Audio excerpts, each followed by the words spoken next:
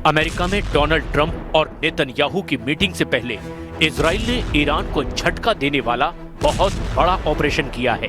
Trump ने Iran की शिकायत करने से पहले नेतन्याहू ने लेबनान में सीक्रेट स्ट्राइक का ऑर्डर दिया और फिर हुआ ऐसा धमाका जिसकी गूंज ने तेहरान के मिलिट्री हेडक्वार्टर में भी हड़कंप मचा दिया।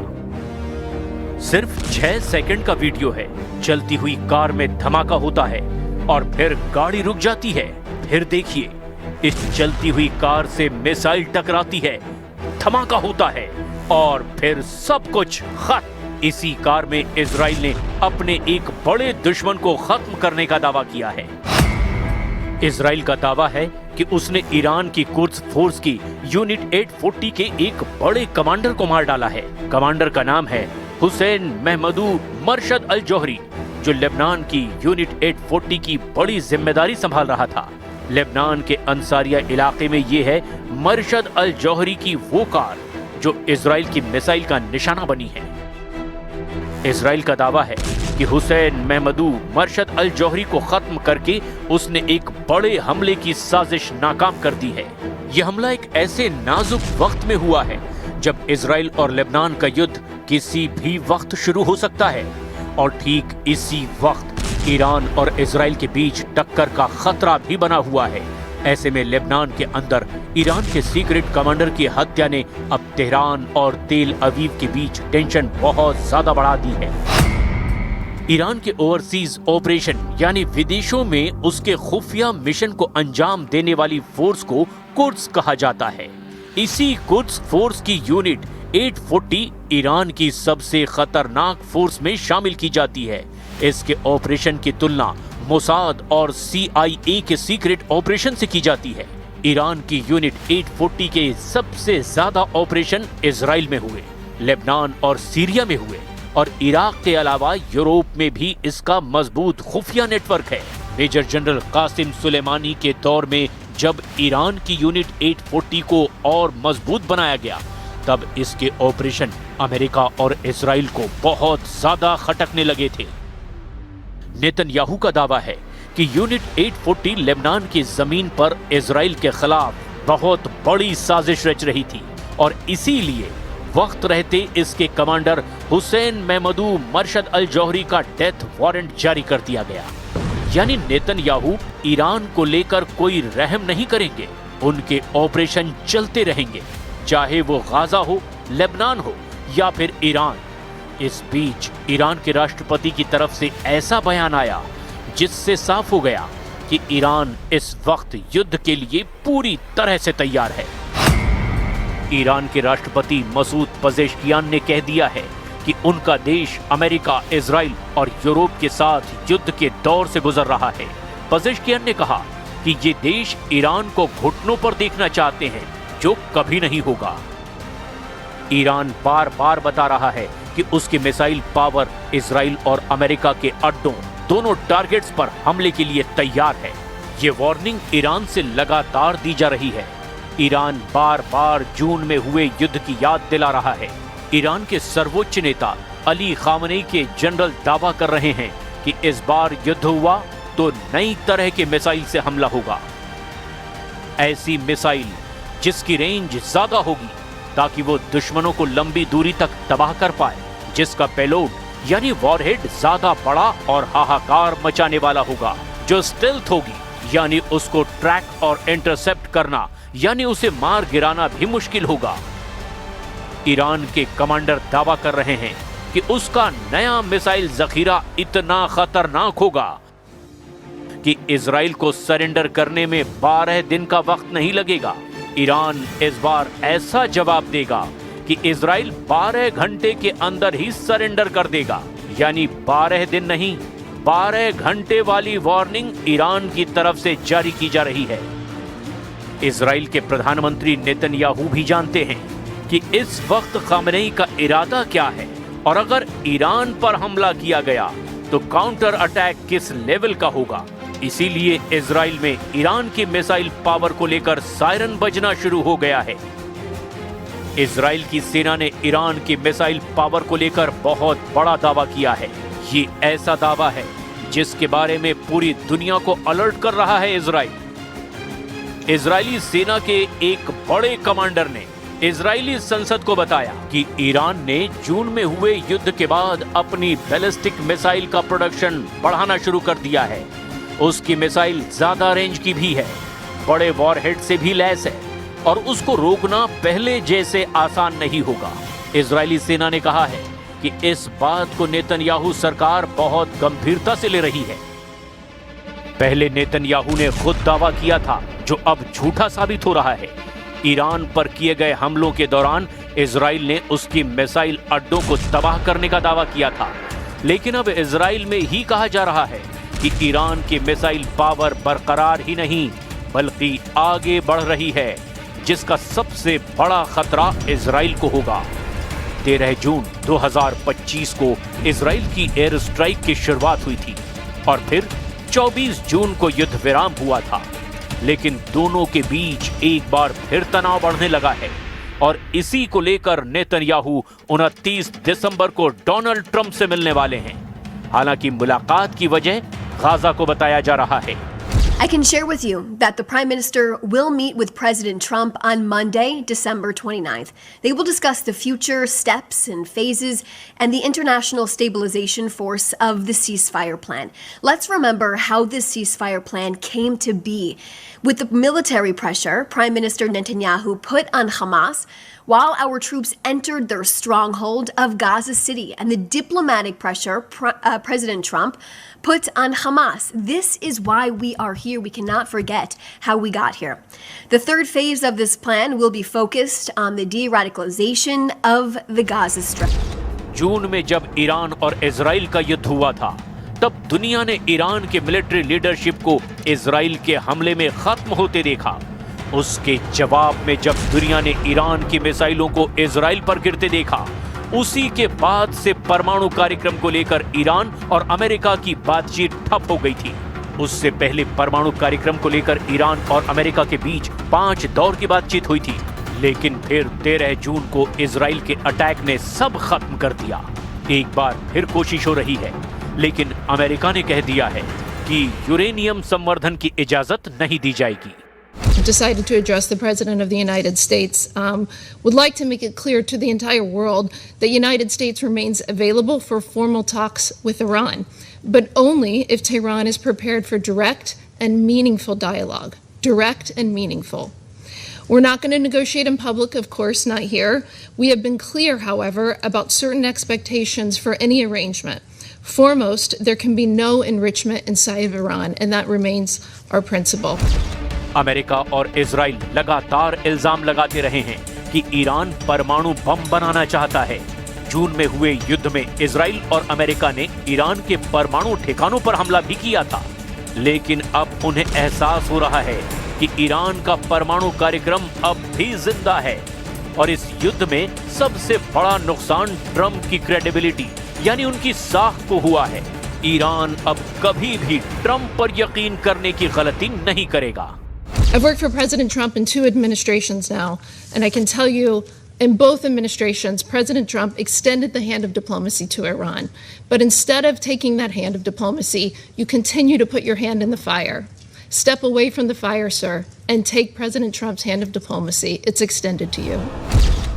ईरान पर परमाणु बम बनाने का आरोप लगता है, लेकिन इजराइल के पास 90 से ज्यादा एटम बम हैं।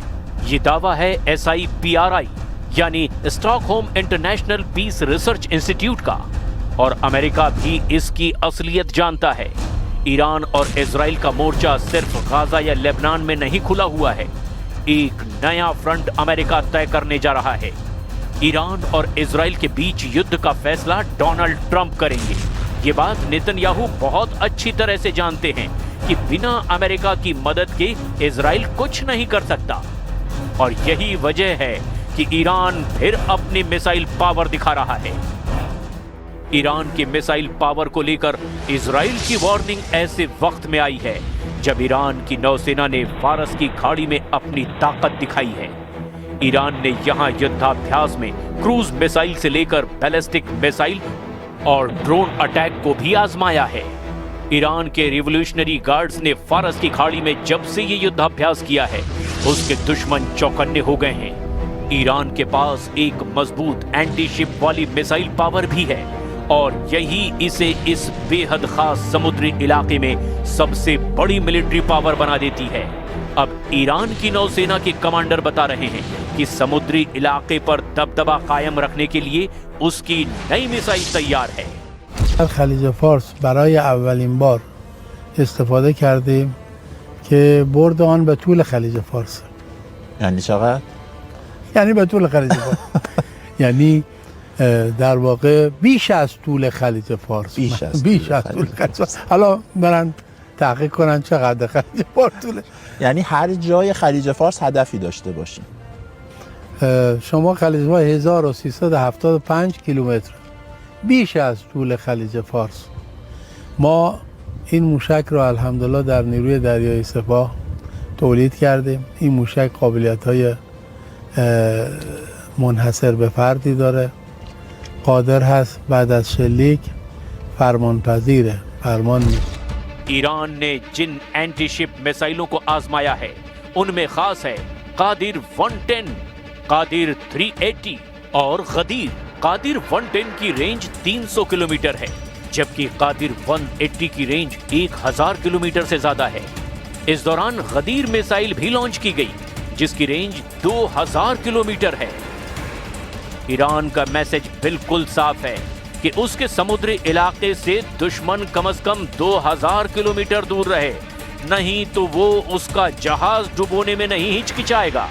चाहे वो स्ट्रेट ऑफ हॉर्मुज हो, फारस की खाड़ी हो या फिर ओमान की खाड़ी, इस इलाके में ईरान अपना दबदबा बनाए रखना चाहता है। हॉर्मुज वाले समुद्री गलियारे में ईरान ने अपनी मिलिट्री ताकत दिखाने के लिए 2 जंगी जहाज उतार दिए हैं। इनमें एक का नाम है कुर्दिस्तान, नाम कब्रिस्तान है और मकसद फारस की खाड़ी में अमेरिकी नौसेना की कब्र खोदना। तेल के टैंकर और एक हेलीकॉप्टर बेस बनाकर समंदर में उतार दिया गया है। ये ईरान के स्पेशल ऑपरेशन के लिए ऐसा लॉन्च पैड है जिसकी रेंज में पूरी फारस की खाड़ी होगी। इस जहाज को गौर से देखिए, यहाँ हेलीकॉप्टर के लिए हेलीपैड भी है। आसपास दुश्मन के जहाजों पर अटैक के लिए इस पर एंटी शिप मिसाइल भी तैनात की गई है, जिससे दुश्मन जहाजों को टारगेट किया जा सकता है। इसमें एयर डिफेंस मिसाइल भी लगाई गई है ताकि दुश्मन के हवाई हमले को नाकाम किया जा सके। कुल मिलाकर ये युद्ध लड़ने के लिए एक कंप्लीट पैकेज है। अब देखिए ईरान का सहम डिस्ट्रॉयर, जो अब मरम्मत के बाद दोबारा नौसेना में शामिल किया गया है। यानी अपने समंदर में ईरान को काबू करना आसान नहीं होगा। ये गारंटी खामनेई की नौसेना बार बार दे रही है। इस जहाज को फिर से कमीशन करने के लिए पहुंचे हैं ईरान के army chief major general Amir Hatami. उन्होंने कहा कि फारस की खाड़ी में ईरान की मर्जी के बगैर कोई हरकत मुमकिन नहीं है और खाड़ी के बाहरी देशों की सेनाओं को हटना पड़ेगा। इजराइल और अमेरिका से लगातार धमकियों के बीच पश्चिम एशिया में एक और युद्ध का खतरा लगातार बना हुआ है। ईरान पर कब किस वक्त अगला हमला होगा, ये बात सिर्फ और सिर्फ नेतन्याहू या फिर डोनाल्ड ट्रंप जानते हैं। 13 जून को ईरान पर हुए हमले को ट्रंप ने पहले सिर्फ इजराइल की हरकत बताया था, लेकिन बाद में उन्होंने कबूल किया कि ईरान पर लॉन्च किया गया अटैक मिशन इजराइल का एक्शन था, लेकिन इस एक्शन के इंचार्ज वो खुद थे। ऐसे में ट्रंप और नेतन्याहू दोनों पर भरोसा करना ईरान के लिए बहुत मुश्किल है। इससे पहले ईरान अपने मिलिट्री ताकत के 3 वीडियो रिलीज कर चुका है। ईरान अब तेहरान की सड़कों पर दिखा रहा है कि उसकी फौज किसी भी युद्ध को लड़ने के लिए पूरी तरह से तैयार है और अगर इजराइल या फिर अमेरिका ने फिर से जुर्रत दिखाई तो फिर ईरान की सेना कमर तोड़ जवाब देगी। ये है ईरान की बसीज फोर्स। इस फोर्स में फौजी नहीं, आम लोगों में से भर्ती की जाती है और इस वक्त बसीज फोर्स को एक्टिव करने का मतलब है कि ईरान एक बड़े युद्ध की तैयारी में लग चुका है। बसीज का वीडियो दिखा करके ईरान अपनी ताकत का इजहार कर रहा है। ईरान बता रहा है कि उसका हर हिस्सा इजराइल और अमेरिका के खिलाफ वॉर मोड में जा चुका है। ईरान के 3 कमांडरों ने अमेरिका और इजराइल को बहुत बड़ी धमकी दे दी है। ईरान में ऑपरेशन रूम के नए commander major general Ali Abdullahi ने डराने वाला बयान दिया है। उन्होंने कहा कि ईरान से लड़कर इजराइल को बहुत बड़ा झटका लगा है। ईरान में ब्रिगेडियर जनरल अली जहान शाही ने कहा कि इजराइल की सेना पूरी तरह से फेल साबित हुई है। ईरान की मिसाइल पावर पूरी तरह सुरक्षित है और लॉन्च होने को भी तैयार है। ईरान में army chief major general Amir Hatami ने कहा कि फारस की खाड़ी में ईरान की मर्जी के बगैर कोई हरकत मुमकिन नहीं है और खाड़ी से बाहर के देशों की सेनाओं को वहां से हटना पड़ेगा। ये तीनों कमांडर बता रहे हैं कि ईरान इस वक्त युद्ध के लिए पूरी तरह से तैयार है। ईरान ने अपने सबसे बड़े दुश्मन यानी इजराइल और अमेरिका को डराने के लिए अपने 3 बड़े कमांडरों को उतार दिया है। ये तीनों कमांडर दावा कर रहे हैं कि अगला युद्ध हुआ तो अमेरिका और इजराइल बहुत ज्यादा पछताएंगे। यही वजह है कि ईरान अब 2.5 करोड़ लोगों को फौज में मोबिलाइज करने यानी उन्हें युद्ध में उतारने के लिए तैयार करने का मैसेज दे रहा है। अगर इस बार ईरान और अमेरिका या फिर इजराइल के बीच जंग हुई तो समझ लीजिए कि गाजा और लेबनान के साथ यूक्रेन का युद्ध भी छोटा और मामूली नजर आएगा, क्योंकि अगर ईरान इस ताकत के साथ लड़ा तो या फिर ईरान बचेगा या फिर उसके दुश्मन, क्योंकि पश्चिम एशिया में इजराइल और अमेरिका के अड्डों को बचाना फिर मुश्किल हो जाएगा। ईरान इसका ट्रेलर जून में हुए युद्ध में दिखा चुका है, जब ईरान ने इजराइल पर 550 से ज्यादा मिसाइल लॉन्च की थी और फिर हाइफा और तेल अवीव के अलावा इजराइल के मिलिट्री बेस भी ईरान का टारगेट बने थे। जून में हुई तबाही की तस्वीरें अब भी नेतन्याहू के दिलो दिमाग पर छाई हुई हैं और ईरान इसकी याद बार बार दिला रहा है।